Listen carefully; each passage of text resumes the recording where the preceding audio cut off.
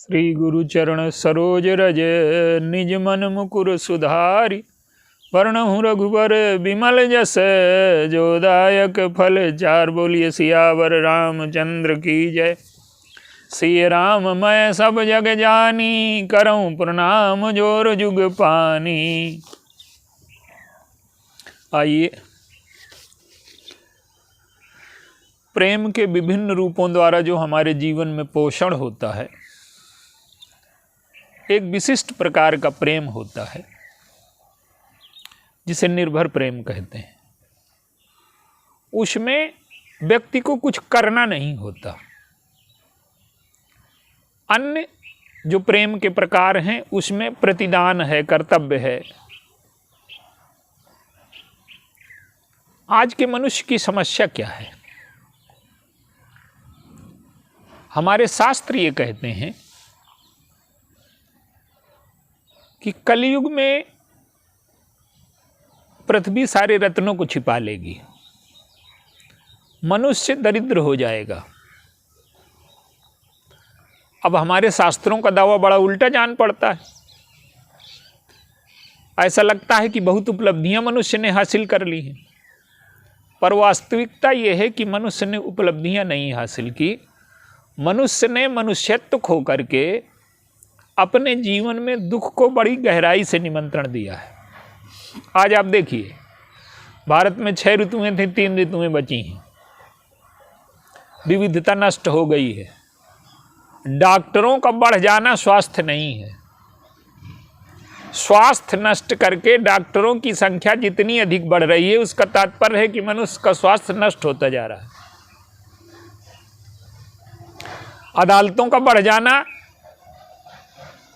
थानों का बढ़ जाना इस बात का प्रतीक है कि अन्याय बढ़ रहा है, झगड़े बढ़ रहे हैं।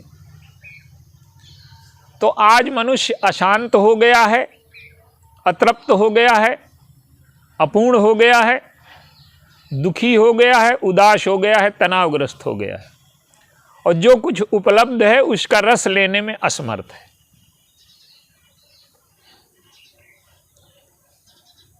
तो प्रेम का जो स्वरूप हमारे जीवन को तृप्त करता है, आज उस एक स्वरूप पर चर्चा करना है। हनुमान जी लंका की ओर प्रस्थान करते हैं और सुंदरकांड में गोस्वामी जी ने एक मांग हनुमान भगवान के समक्ष रखी। सुंदरकांड जब प्रारंभ करते हैं तो प्रभु से कहते हैं कि भक्तिम प्रयच्छ रघुपुंगव निर्भराम में कामादि दोषम रहित कुरु मानसम चा। आप मुझे निर्भरा भक्ति का दान दीजिए। निर्भरा भक्ति का क्या तात्पर्य है? निर्भर प्रेम का तात्पर्य क्या है? निर्भरा भक्ति का, निर्भर प्रेम का तात्पर्य है कि उसमें व्यक्ति को कुछ करना शेष नहीं रह जाता। एक छोटा बालक है, मां की गोद में है, वो अपनी ओर से कोई कर्तव्य नहीं करता। यहां तक कि वो मां को पुकारता भी नहीं, अपनी जरूरत वो बता नहीं सकता। और अपनी जरूरत जब वो बता नहीं सकता तो मां उसकी सारी जरूरतों का ध्यान रखती है। तो मां का जो प्रेम है बालक के प्रति, वो वात्सल्य है, और बालक निर्भर प्रेम में मग्न है। बालक का जो ये प्रेम है वो निर्भर प्रेम कहलाता है। बालक की ओर से कोई कर्तव्य नहीं है। तो प्रभु से गोस्वामी जी कहते हैं कि आप मुझे निर्भर प्रेम दीजिए। तो भगवान ने कहा कि निर्भर प्रेम तुम उन्हीं के पास चले जाओ जहां से हनुमान जी ने प्राप्त किया है। हनुमान जी मां के पास गए, करहि कृपा प्रभु अश सुन काना, और निर्भर प्रेम मगन हनुमाना। प्रभु तुम पर कृपा करें। मां ने कर्तव्य कर्म से छुट्टी दे दी हनुमान जी को। अगर ये हो कि ये वरदान देती कि तुम प्रभु से प्रेम करो, तो करने में फिर कर्तव्य शेष रह जाता। और लेकिन प्रभु तुम पर कृपा करें तो हनुमान जी को कर्तव्य कर्म से छुट्टी मिल गई। तो गोस्वामी जी भगवान से कहते हैं कि इस कांड में एक भक्त को आपके निर्भर प्रेम की प्राप्ति हुई है। तो भगवान राम ने कहा कि तुम भी वहीं क्यों नहीं चले जाते, जहाँ से हनुमान जी को मिला है तुम भी ले लो। तो हनुमान जी ने कहा कि वो गोस्वामी जी ने कहा कि महाराज मेरे बस का नहीं है, न मैं समुद्र पार कर पाऊंगा, न मैं सुरसा सिंह का लंकनी को पार कर पाऊंगा, न अशोक वाटिका जा पाऊंगा, ये मेरे बस का नहीं है। ये सब साधना की स्थितियां हैं ये। तो भगवान से कहते हैं कि एक सुपुत्र को माँ ने दिया है और अगर आप नहीं देंगे तो आपकी उदारता न्यून हो जाएगी। तो एक सुपुत्र को माँ ने दिया है तो आप एक कुपुत्र को दे दीजिए। भगवान ने कहा कि मैंने तुमको दे दिया, निर्भर प्रेम निर्भरा भक्ति तुम्हें दे दी। तो गोस्वामी जी अब कहते हैं कि कामादि दोषम रहित कुरु मानसम चा, अब मेरे अंतःकरण को कामादि दोषों से रहित कर दो। तो भगवान ने कहा कि मैं करूं कि न करूं, अब तुम्हें निर्भरा भक्ति मिल गई, तुम क्यों चिंता करते हो। तो गोस्वामी जी कहते हैं कि प्रभु मुझे अपनी चिंता नहीं, मुझे आपकी चिंता है। क्या कि अगर मेरे अंतःकरण में ये दोष रहेंगे तो आपकी भक्ति को कलंक लगेगा कि भगवान के भक्त ऐसे ही होते हैं क्या, उनका चरित्र ऐसे होता है। तो जब आप मेरे दोषों को मिटा देंगे, मेरा चरित्र शुद्ध हो जाएगा, तो लोगों को प्रेरणा मिलेगी। आपको कोई अंतर नहीं पड़ता। एक माँ है, उसका बालक चाहे गंदा हो चाहे स्वच्छ हो, लेकिन वो बालक से उतने प्रेम करती है। लेकिन जब पिता को देती है तो बालक को स्वच्छ करके, नहला करके, सजा करके, कपड़े पहना करके फिर पिता को देती है। माँ तो प्रेम करती है बालक से, लेकिन जब दूसरों को देती है तब सजा करके देती है। तो गोस्वामी जी के कहने का तात्पर्य है कि हे प्रभु, अगर मेरे जीवन में दोष बने रहेंगे निर्भरा भक्ति के बाद तो आपकी भक्ति को कलंक लगेगा कि भगवान के भक्त ऐसे होते हैं। तो मेरे अंतःकरण को स्वच्छ कर दीजिए। देखिए, संसारी व्यक्तियों का और भक्तों का स्वभाव अलग अलग होता है। संसारी व्यक्ति, तीन प्रकार के लोग कर्म करते हैं। संसारी व्यक्ति क्या करता है कि वो विषयों में सुख देखता है, तो वो जितने भी कर्म करता है वो विषयों की प्राप्ति के लिए कर्म करता है। उसको लगता है कि सुख विषयों में है, लेकिन विषयों का जो सुख है वो अधूरा है, पूर्ण नहीं हो सकता, क्योंकि उसमें मिलन है तो वियोग भी है, उसमें विश्राम है तो श्रम भी है, उसमें सुख है तो दुख भी है। संसार का जितना सुख है, जितना विश्राम है, वो द्वंद्व से युक्त है। अगर आप अच्छी नींद चाहते हैं तो आपको अच्छा श्रम करना पड़ेगा, और अगर आप श्रम को काट देंगे तो आपकी नींद भी कट जाएगी। तो विषयों से व्यक्ति तृप्ति प्राप्त करने का प्रयास करता है, तो जब कर्म विषय की प्राप्ति के लिए किया जाता है उस व्यक्ति को विषयी कहते हैं। दूसरे प्रकार के वो लोग हैं जो कर्म तो करते हैं पर वो विषय की प्राप्ति के लिए नहीं करते। वो उनको समझ में आ जाता है कि विषय सुख जितने हैं अधूरे हैं, दुख को लाने वाले हैं, दुख से मिश्रित हैं और अनित्य हैं, तो इनको छोड़ करके वो ईश्वर की ओर बढ़ता है। और जब ईश्वर की ओर बढ़ता है तो ईश्वर की ओर बढ़ने का तात्पर्य है कि वो जो सुख मिलेगा वो सदैव के लिए मिलेगा, जो विश्राम मिलेगा, जो आनंद मिलेगा, उसमें कोई बाधा न होगी, उसमें कोई द्वंद्व न होगा, हमेशा के लिए मिलेगा। तो जो ईश्वर की प्राप्ति के लिए कर्म करता है वो साधक कहलाता है। साधक का अर्थ ये नहीं है कि वो मंदिर जाता है, वो रामायण पढ़ता, वो ये सारे कार्य ऐसे भी हो सकते हैं कि ये संसार की प्राप्ति के लिए हों। हम मंदिर जाते हैं अगर कामना लेकर के जाते हैं, वासना लेकर के जाते हैं, तो हम साधक नहीं, हम विषयी ही हैं। अगर भगवान से हम संसार मांगते हैं, विषय मांगते हैं तो हम विषय हैं, भगवान के पास भी जा करके हम विषय लेकर के लौटे। तो साधक वो है जो संसार को मांगने के स्थान पर भगवान को मांगता है। ये विकास है जीवन का।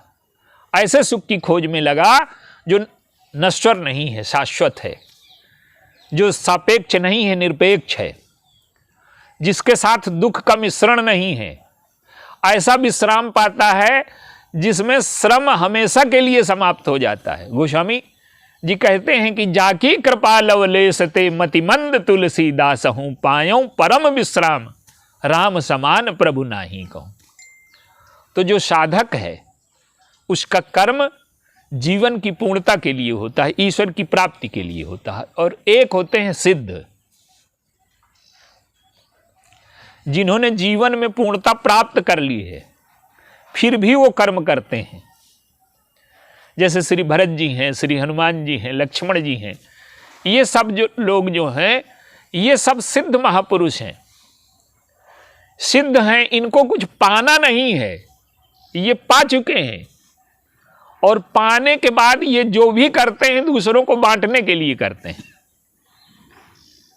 एक महात्मा है, उसके जीवन में दुखों का आत्यंतिक संहार हो गया है, उसके जीवन में दुख नहीं है। संसारी व्यक्ति कहता जरूर है कि हम दूसरों को सुख देंगे, पर उसके जीवन में सुख ही नहीं तो देगा कहां से। तो सिद्ध वो है जिसने ईश्वर को प्राप्त कर लिया है, पूर्णता प्राप्त कर ली है, सुख प्राप्त कर लिया है, आनंद प्राप्त कर लिया है। और प्राप्त करने के बाद वो जो कर्म कर रहा है वो बांटने के लिए कर रहा है। श्री भरत जी से कहा गया कि वशिष्ठ जी कहते हैं कि गद्दी में बैठ जाओ। तो श्री भरत जी कहते हैं कि काहे के लिए गद्दी में बैठाना चाहते हो? तुम चाहो सुख मोह बश मोहि से अधम के राज। मैं स्वयं दुखी हूं, मेरे हृदय में ज्वाला जल रही है, तो मैं दुखी हूं तो क्या सुख बांट पाऊंगा मैं लोगों को? मैं पहले चित्रकूट जाऊंगा और वहां से सुख और आनंद लेकर के यदि लौटा तब बांटूंगा आपको। आज संसार में जितने सुख का दावा करने वाले लोग हैं उनमें से अधिकांश ने सुख पाया नहीं है। तो सिद्ध वो है जिसके जीवन में पूर्णता प्राप्त हो गई है, आनंद प्राप्त हो गया है, कृतकृत्यता प्राप्त हो गई है, विश्राम प्राप्त हो गया है। तो ऐसे लोग जो कर्म करते हैं वो कर्म उपकार के लिए है, दूसरों की भलाई के लिए है। तो गोस्वामी जी जैसे महापुरुष इन्होंने विश्राम प्राप्त कर लिया है, परम विश्राम प्राप्त कर लिया है। और कैसे प्राप्त कर लिया है? भगवान की कृपा से प्राप्त कर लिया है। तो जो तृप्ति है, जो पूर्णता है, जो हमारे जीवन का अभाव बोध मिट जाना है, इसके कई मार्ग हैं। जैसे जनक जी हैं, जनक जी विश्वामित्र जी के हाथ जोड़ करके कहते हैं कि मोहि कृतकृत्य कीन दुहु भाई। दोनों भाइयों ने मुझे कृतकृत्य कर दिया, अब जो उचित सो कहिए गोसाई। जनक जी की जो कृतकृत्यता है वो ज्ञान की कृतकृत्यता है। उनके जीवन में अब कुछ करना शेष नहीं है। तो जनक जी को कृतकृत्यता कैसे मिली? अहमता और ममता नष्ट हो गई उनकी। सीता जी का जो समर्पण है वो ममता का दान है, ममता का नष्ट होना है। और धनुष का टूटना अहमता का नष्ट होना है। सारा संसार जो है इसी अहमता और ममता में ही तो बंधा हुआ है। ये मेरा है, ये तेरा है। कबीरदास जी कहते हैं कि मैं और तू की जेवरी बंधो सकल संसार। सारा संसार और मैं और तू की रस्सी से बंधा है। तो किसी ने पूछा कि आप नहीं बंधे? तो उन्होंने कहा कि मैं नहीं बंधा। क्यों? दास कबीरा क्यों बंधे, जाके राम आधार। जिसने राम का आधार ले लिया है, मैं और तू से मुक्त हो गया है, वो क्यों बंधेगा? तो जनक जी की जो कृतकृत्यता है, जनक जी का जो निर्भर हो जाना है, जनक जी का जो परम विश्राम प्राप्त कर लेना है, अब कोई कर्म करने की स्थिति न रह जाना है, वो उन्होंने अहंता ममता के नष्ट होने पर पाई। पर हनुमान जी की जो यात्रा है हनुमान जी की यात्रा क्या है?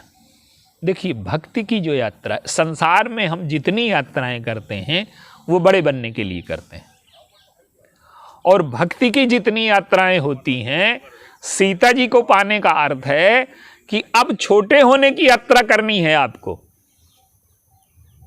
हनुमान जी तो बहुत बड़े हैं, हनुमान जी तो शंकर जी हैं, तो शंकर जी के रूप में वो भगवान से भक्ति की याचना नहीं कर सकते, वो स्वयं जगत पूज्य हैं, दिव्य हैं। तो शंकर जी ने छोटे बनने की यात्रा शुरू की। भगवान राम का जन्म हुआ, अयोध्या गए ज्योतिषी बन करके, काकभूषण जी उनके साथ हैं। अब वो महल में पहुंचे, बड़ी ख्याति मिली तो पहुंच गए। तो कौशल्या जी से उन्होंने कहा कि इस बालक का जो हाथ है इसमें सब कुछ ठीक है, लेकिन कुछ ग्रह अनिष्ट हैं, और अगर इसके चरण हम अपने मस्तक से स्पर्श कर लें, इसके चरण का स्पर्श हम अपने मस्तक से कर लें तो इसके सारे अनिष्ट ग्रह नष्ट हो जाएंगे।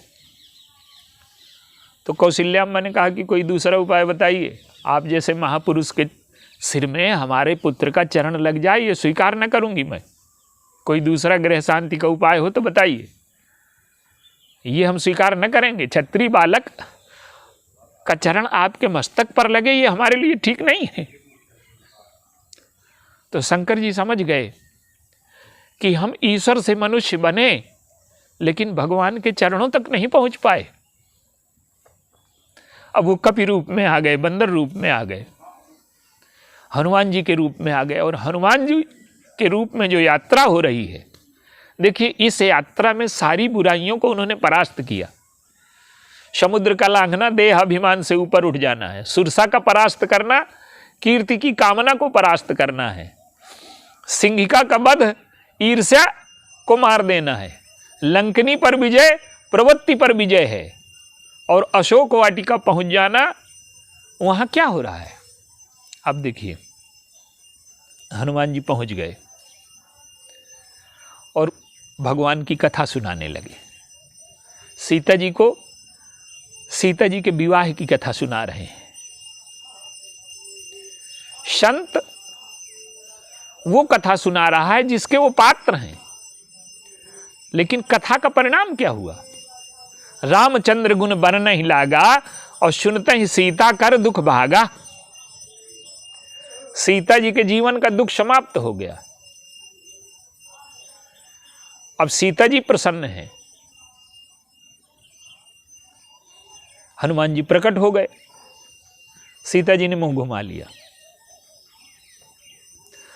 अब जब बताया रामदूत मैं मातु जानकी सत्य शपथ करुणा निधान की, यह मुद्रिका मातु मैं आनी दीन राम तुम कहाँ शहीदानी। सीता जी को संदेह हुआ, भगवान की कथा सुन करके दुख मिट जाएगा, पर सीता जी ने एक काम और किया। भगवान की कथा के साथ जब तक संत की कथा सुनने को न मिले तब तक संदेह का नाश न होगा। और सीता जी के मन में संदेह है, और हनुमान जी ने वहीं तक की कथा सुनाई जहां तक भगवान की महिमा, अपनी महिमा की कथा क्यों सुनाने लगे? तब सीता जी ने कहा कि नर बानर रहु संग कहु कैसे, कही कथा भई संगति जैसे। भगवान की कथा से दुख मिटेगा, पर संत की कथा से संदेह मिटेगा। अब संदेह मिट गया। कब के बचन सप्रेम सुन जाना मन विश्वास, जाना मन क्रम बचन यह कृपा सिंधु कर दास। कब के बचन सप्रेम सुन उपजा मन विश्वास, जाना मन क्रम बचन यह कृपा सिंधु कर दास। ये भगवान का दास है। सीता जी ने ये जाना तो हनुमान जी दुखी हो गए। क्यों? कि जब वहां से चले थे तो दास तो भगवान ने स्वीकार कर लिया था, लेकिन हनुमान जी ने एक मांग की थी वहां, नाथ जीव तव माया मोहा और सो निस्तरे तुम्हारे ही छोहा। जीव आपकी माया से मोहित है। कब कहा उन्होंने? प्रभु ने हनुमान जी से परिचय पूछा, तुम कौन हो? हनुमान जी ने अपना परिचय दिया। एक मैं मंद मोह बस कुटिल हृदय अज्ञान, अपुनि प्रभु मोहि बिसारे दीन बंधु भगवान। मैं मंद हूं, मोह बस हूं, कुटिल हूं, अज्ञान हूं। इन चीजों का मुझे उतना दुख नहीं है जितना दुख यह है कि आपने मुझे भुला दिया। माने जीव की कमी कोई कमी नहीं है, पर ईश्वर उसे भुला दे तो वो कैसे दूर करेगा। तो ये उलाहना है। अब वैसे तो बाहर से देखा जाए तो लगता है कि प्रभु का परिचय पूछा तो प्रभु ने बता दिया, आप प्रभु पूछ रहे हैं परिचय, लेकिन बाहरी बात नहीं, आंतरिक बात हो रही है।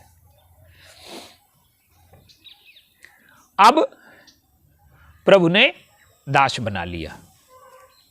दास बनाने के बाद हनुमान जी ने पूछा कि ता पर मैं रघुबीर दुहाई, जानो नहीं कछु भजन उपाई।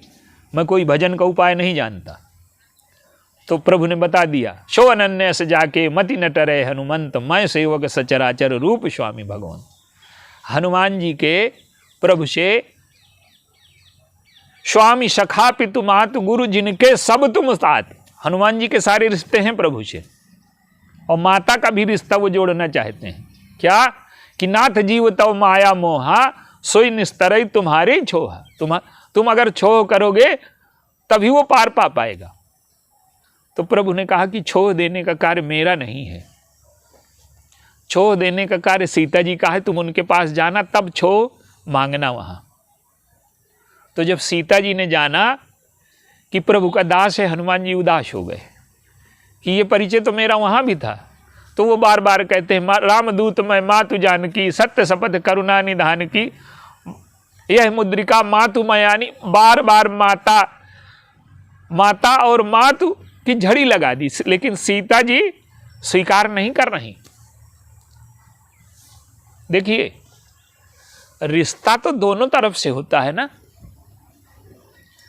और हम स्वीकार कर लें किसी को और कोई हमें ना स्वीकार करे तो कैसे रिश्ता माना जाएगा। गोस्वामी जी कहते हैं कि सबई कहावत राम के सबई राम की आस, और राम कहें जही आपनो ते भज तुलसीदास। राम जी से अपना कह दें, उसका तुझे भजन करना है। सब राम का कहलाना चाहते हैं, पर राम जी से अपना कह दें। अब हनुमान जी जब बार बार कह रहे हैं और सीता जी ने पुत्र नहीं कहा, अब हनुमान जी को समझ में आ गया कि अभी तक मैं प्रभु की वीरता की, प्रताप की, महिमा की बातें कर रहा हूं। अब उन्हें समझ में आ गया कि मां का प्यार पाना है तो असमर्थ होना पड़ेगा, छोटा बनना पड़ेगा। और हनुमान जी छोटे बन गए, बिल्कुल छोटे बन गए। देखिए, जीवन में साधना का चाहे जितना मूल्य हो, लेकिन कोई भी व्यक्ति ये दावा नहीं कर सकता कि मुझ में कोई दोष कभी आएगा ही नहीं, कोई कमी आएगी ही नहीं, कोई असमर्थता आएगी ही नहीं। व्यक्ति एक सीमा के बाद असमर्थ है, एक सीमा के बाद कोई ना कोई कमी उसमें आ सकती है।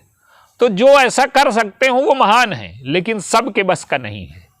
तो उसका क्या उपाय है कि हम में असमर्थता हो, अयोग्यता हो, ये सारी कमी बनी रहें और इसके बाद भी हम जीवन की पूर्णता को प्राप्त कर लें, जीवन के लक्ष्य को प्राप्त कर लें। और ये कब होगा? जब सीता जी, जैसे हनुमान जी ने सीता जी का वात्सल्य प्राप्त किया।